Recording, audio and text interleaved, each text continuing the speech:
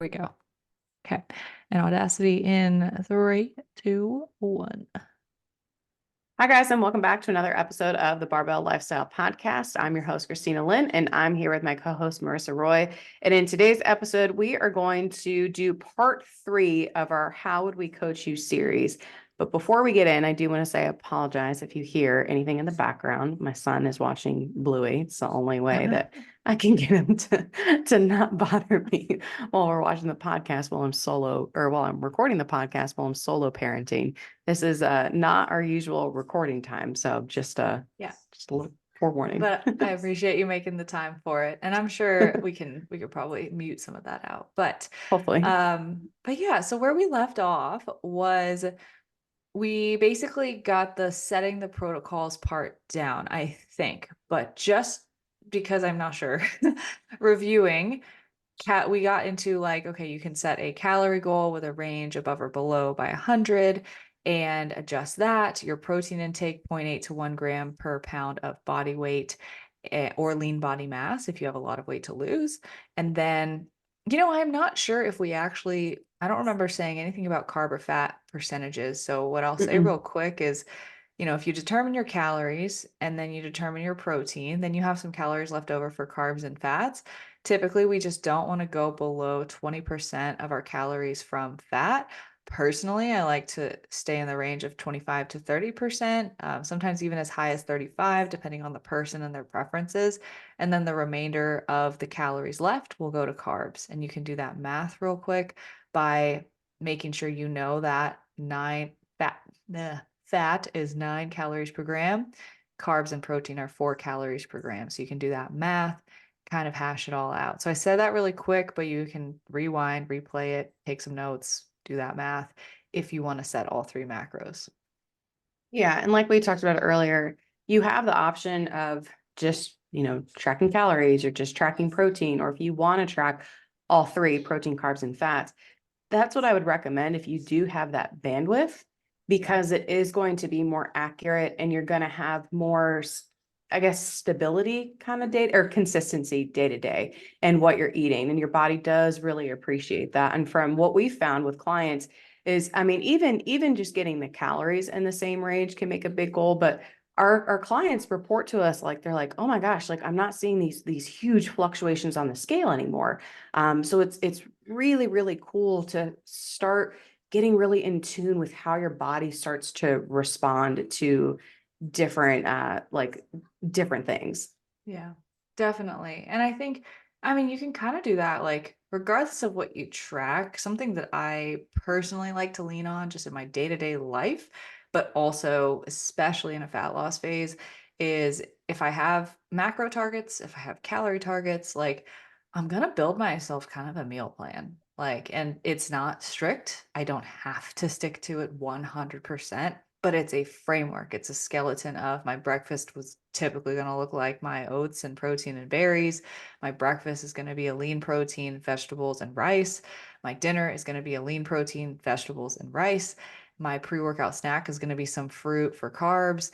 And my dessert is what varies because that's where I fill my cravings. And like that's my day pretty much no matter if I'm in a fat loss phase, if I'm maintaining, like the portions just kind of go up and down. And if you can build yourself a framework like that for anything when you're tracking, it can make it so much easier because, like Christina said, you're limiting variability. Because if you kind of just wing it every single day, what happens is there's error in food labels, in estimates. Like all of this is just a really good estimate of calories and caloric intake. We don't really truly know what's exactly in all of our food.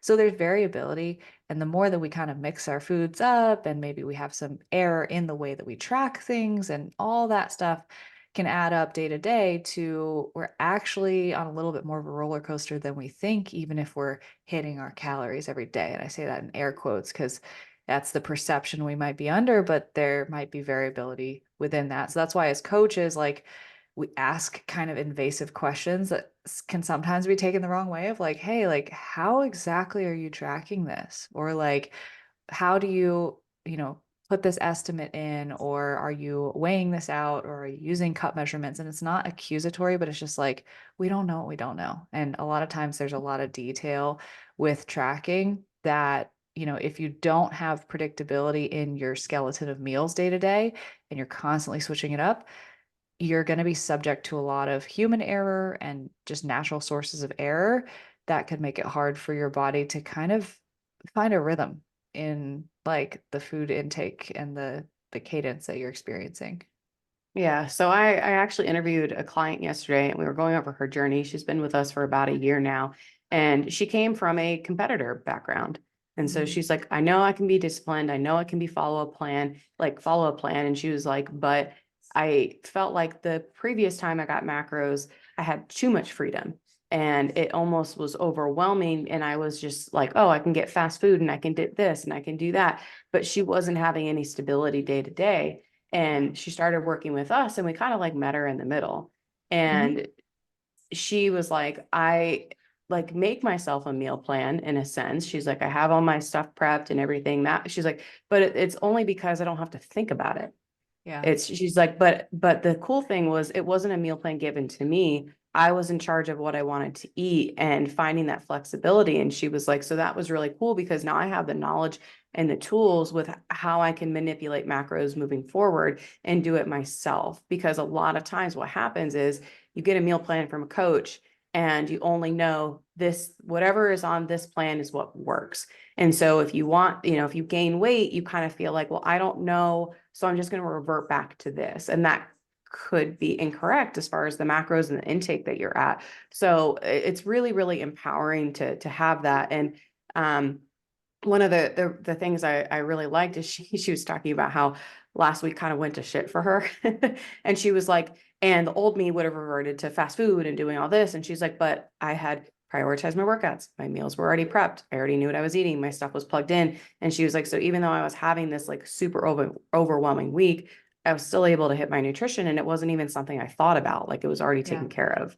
So it is really cool to be able to be in charge of your nutrition. And kind of like you said, I do the same thing too. I'm like, what am I going to have for breakfast for the week? And I just do it. So that way I don't have to think about it. It's just on autopilot. And I know that like I can just copy things over and it makes it so easy. Yeah. And the other benefit too to having that stability in your meals is you actually are gonna know how changing things makes you feel. Like, Hmm. and that's with not just with like the calories and the deficit, but also um digestion, food sensitivities. Like if you have Hmm. like problems with digesting food, I would recommend trying to find some amount of repetition for it, just a couple weeks. Like it doesn't have to be crazy, but like a couple weeks, and then notice when that digestion really flares up in a negative sense. And it's like, well, what did you eat in those prior 24 hours that was different, right? And you Hmm. can very easily attribute what is not sitting well with you when you are not constantly kind of having all these different things. And so that can make decision making very easy when it comes to knowing, okay, I'm hitting not only hitting my calorie targets or my macro targets, but I'm also eating relatively the same things day to day to day. There's not a lot of variability. So if my weight is not moving, then we definitely need to make a change. So those are kind of, I think we go into that because it's you can set the protocols, but like how you hit the protocols also makes a difference in that way. And then when it comes to this next part where it's like we want to touch on all the different ways that you can make decisions about changing your protocols, it's like, well, what are the prerequisites? And the prerequisites are you need to be hitting your stuff at least 80 to 90% of the time and to a very, I would say, granular fashion, right? Depending on where you are. If you are losing 100 pounds and you're 10 pounds in and you made one or two changes to your diet and you're losing, then the next change you need to make doesn't need to be that granular, probably not even that well informed. If you have lost 90 of those 100 pounds and you're on the last 10, you're probably going to need to pay attention to a lot of details. Hmm. And so we're going to talk about Probably all of this in the context of that latter example of like, what are all the details that matter, but just like taking it with a grain of salt, knowing if you're just starting out, you don't need to worry about these things, and you should go back to part one of this series. Yeah, yeah. And so kind of like you were saying, it's like, okay, I should be hitting like 80 to 90% protocols. The other things that we'd encourage you to do is take progress photos. This Yeah. is huge because the scale, and we've got so many episodes on this about like the scale is not the only thing that matters. And honestly, really doesn't tell you the whole picture, because you can lose weight and not really see any change, and you can lose fat and not see any change on the scale, but see tons of changes in progress photos. So we recommend clients taking photos. I would say I like weekly, but you could do every other week. You could do once a month, especially if you feel like you maybe don't necessarily really like taking pictures, and especially if you have a lot of weight to lose.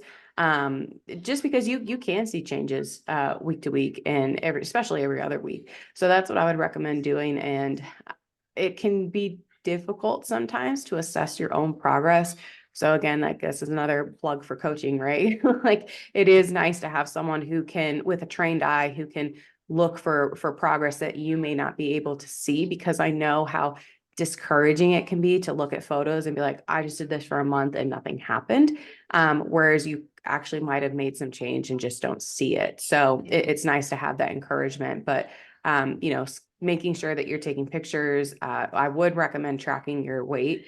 Again, I love data. Marissa loves data. We would love to see it every day. But I would say the more is better, because Yeah. again, you could, if you're only weighing yourself on Mondays, like you could have some a lot of variability between those, 1 week.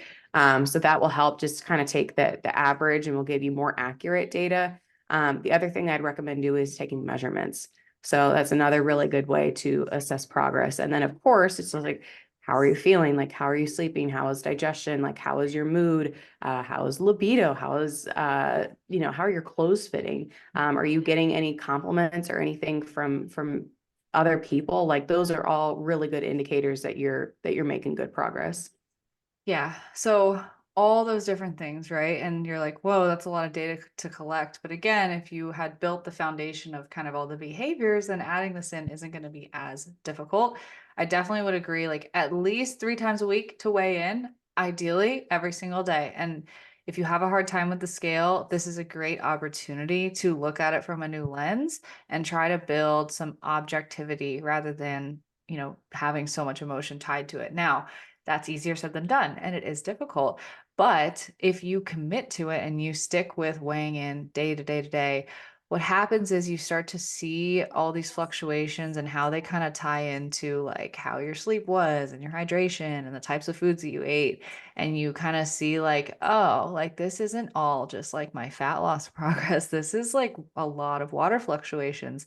And then from there, we take the average of the past 7 days and compare it to the average of the 7 days before that, and look at the trends of those averages every 7 days over time. And so the more data points you have, typically the more reliable that average of 7 days is, because you're not just getting like random snapshots in time. So that is where the decision making starts, is we're looking at average weight of the past 7 days over the course. And I always kind of look at like the past like four averages together, like the past month of where we are and the trend. So like, are we consistently trending down? And this is kind of like a fluke where the weight went up because you're on your period or you overate. Or are we like consistently not seeing any movement, or just like kind of bumbling around a set point? And then if I'm not seeing anything in the weight, and I will first then look at progress photos, measurements, everything you just said, as well as biofeedback and just how you're doing. Cause like, is your life crazy stressful? Is like everything working against you right now and you're doing your best? And maybe like cortisol is probably super high and there's some inflammation there that might be masking your progress. So we're looking for all the reasons that the scale not telling us something could still be some progress that we're just not seeing.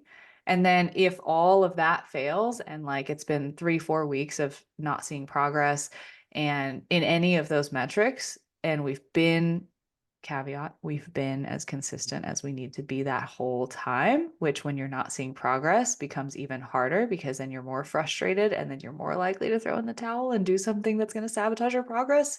You see why this is so hard. But really, like, then we're like, okay, let's make a change. Let's cut our Yeah. calories down or let's increase our movement. And so we can make changes to either our macronutrient intake. So we might take away 10% of our total carbohydrates or some of our carbs and our fats.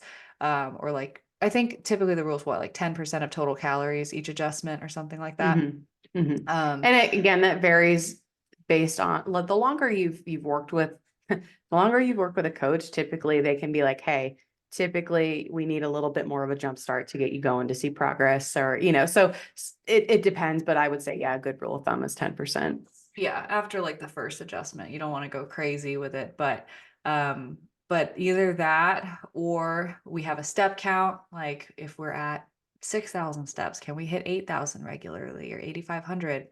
Or if we are already hitting, 10, 12,000 steps a day, and that's our kind of lifestyle cap on what we can do reasonably, can we add in some quick hit cardio sessions to like just get the extra burn up on top of a slight calorie adjustment? So you can, and this is where you have choice. I personally typically with somebody who's like in a fat loss phase, they're pretty dedicated, we know what we're doing.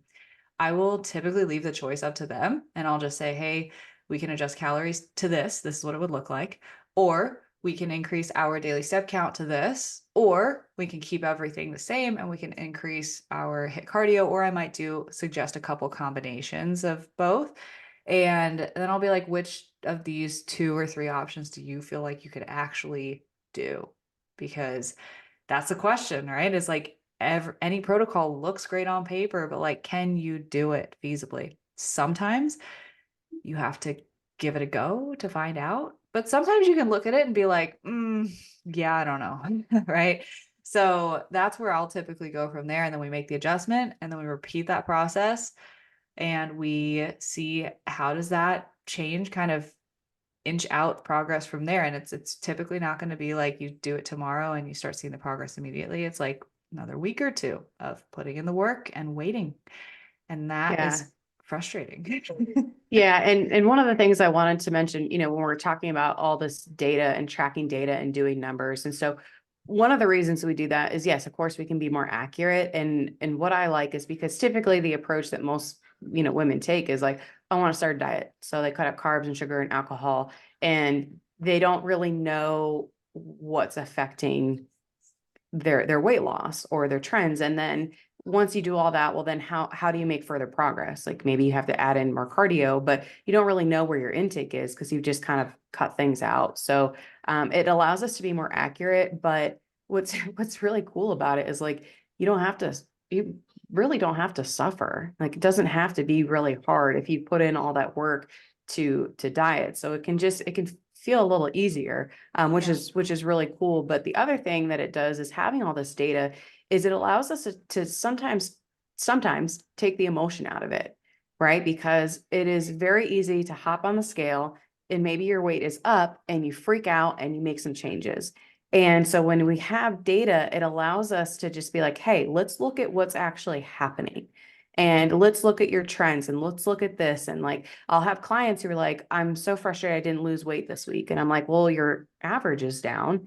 We saw a brand new low, like your highest high of this week is still lower than it was last week. So we are trending in the right direction. We're making progress. Like, let's hold steady. And then they'll drop another pound or two the next week. And that's without doing anything. Um, so definitely recommend tracking that data because it does really help you make better decisions that are data driven and not driven by emotion, because it is really hard when you're in a fat loss phase to sometimes just feel like you want to see more progress or you don't understand why the scale is doing what it's doing. So that it really does help. Yeah. I want to hit on something that you said there. You said you don't have to suffer. And I actually just did some math because I wanted to use a real example. But, to contrast first, like, what do most people do? And why are we stuck in this loop of like losing weight, and not knowing why we lost it, and then gaining it back, not knowing why we gained it back? It's because we will commit for like 30, 60 days to like 2 a days or like 75 hard and like doing 2 45-minute workouts every single day, cutting out everything that tastes good and probably eating like 1,000 to 1,200 calories a day. And it's like that obviously works, but it builds this assumption that I've actually seen in more and more clients the more we kind of dig deep into their psychology, that like they feel like it has to be so difficult. They feel like they have to be miserable. And if they don't feel awful while they're dieting, then they're not doing it right. But I'll give you a tangible example of one of my clients who I've been working with since 2021. It's 2024 now. She has lost over 120 pounds. And Mm, this is her protocol right now. After essentially almost 3 years of macro tracking with me, we have adjusted her macros twice in 3 years. mm, And she is currently eating 1,500 and 1,540 calories per day on her low days. And then on her high days, it's like 17, 1,800. She has two of those per week. Sometimes we move them around for social events. Sometimes we don't use them at all. And she'll go to a 7 course tasting dinner and she'll rely on her hunger cues and signals. And she is walking 14,000 steps a day, but she got a walking pad, and that's why that's possible, because she was doing 10,000 steps a day before the walking pad with like 8 10 hour work days. Now she's knocking out 14K with like ease, mental ease. And then she goes to the gym 5 times a week. So, and it's like for an hour. Like she's got group class like 2 3 times a week. She does a lift that I write 2 3 times a week. She's not there for more than maybe 90 minutes on some of the days, and some of them are like just a group class. So yeah, I mean, it's not crazy. yeah. Yeah. And it is really, and I've told this example before, I had clients that are checking in, they're losing weight and they're eating more food than they ever have. And they're like, am I doing this right? Like, are you Yeah. sure? And it's like, yeah, it's like, it's really cool. And like, the reason we hammer this home is because we do talk to so many women who come to us and they still feel like, I've got to eat dirt and I've got to move more and in order to lose weight because nothing else has worked. And the only time I see results is when I severely restrict. And it's because a lot of women don't take the time to, again, do everything we talked about in the first part of this series, right? Like they don't set themselves up. And it is really hard. It is really hard to feel like you're moving backwards away from your goals to try to like rebuild your metabolism and get all the healthy habits and everything in place before you diet, because I know that you want to lose weight. And so you want to jump into it, especially if you're feeling super motivated. But it doesn't have to suck. And parts might. And I'm not saying, Marissa and I are not saying you might not have to, restrict, or you might not have to be hungry at certain times. But it can be a lot easier. So, okay. So we talked about um, like how we make decisions, and yeah, it can be a combination of macros, it can be a combination calories, or your step increase or cardio. So I think the other thing we talked about in the last part is we also kind of want to have an idea of like what is our end date, right? Like Hmm. what is that kind of looking like, because that can also give us an idea of like, hey, we've got 4 weeks left. Like maybe let's just push a little bit more. Right. So maybe you get a little bit more aggressive with your protocols because it's like, hey, are you feeling good? You have the mental bandwidth. And it's like, heck yeah. It's like, cool, let's just bump it up a little bit more. But if you start to notice like, man, my quality of life is starting to suck, like all I'm doing is like walking. I'm like constantly food focused. Like I'm really starting to get hungry. I'm irritable. Like it's like, okay, well, I know that we said we were going to go for another 4 weeks, but maybe maybe we push for another week and then we end it.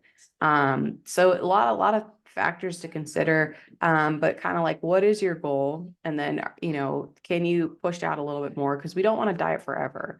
We don't want to continue being in a calorie deficit for a year, like, with the example. I mean, I know that sometimes people, if they have a lot of weight to lose, it can be a little bit different, but you can incorporate some things like diet breaks or refeeds, or like Marissa kind of said, like high days, low days, because we want to take into consideration, like, what does your adherence look like? Yeah. Because that can be really tough, especially if you're dieting, you're like, wow, God, I really want pizza, or I really want, XYZ, or I have a wedding coming up, or, like, whatever it is. It's like you can implement some things that can help prolong your dieting time frame, Yeah. depending on your goals and what you're looking for. Yeah, I definitely, this is where like you can kind of get a little too protocol focused, I feel like, with like diet breaks and like when to do all that. Personally, as a coach, I always just plan diet breaks and refeeds around shit that you got to do for life, like a vacation or a work trip Mhm. or your anniversary dinner or whatever it is. It's like, okay, that's when we're going to have our refeed day because you're going to be over on your calories one way or the other. We might as well just plan that in as a part of it, right? Or you're going to go on this vacation. So you're probably not going to be 100% on your macros anyway. So we might as well just plan the diet break so you can have a better shot at being as adherent as possible.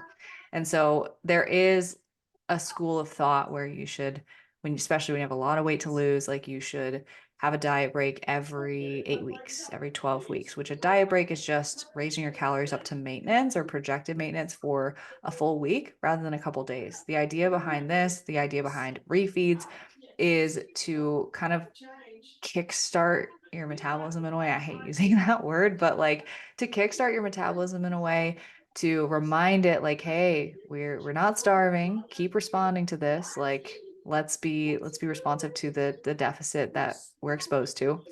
And the diet break can be really impactful for kind of revamping your metabolism.